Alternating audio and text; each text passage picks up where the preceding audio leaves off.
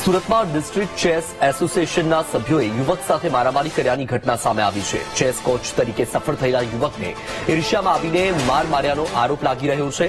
પીડિત દર્શીલ નાહટા નામના વ્યક્તિએ હેનિલ દેસાઈ, ભાવિક જોશી, રાજન મોરકિયા અને નીરવ લાખણી સહિત 5 લોકો સામે ફરિયાદ નોંધાવી છે.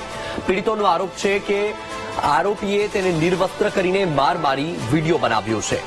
પોલીસે 5 આરોપીઓ સામે ફરિયાદ નોંધીને તપાસ શરૂ કરી છે.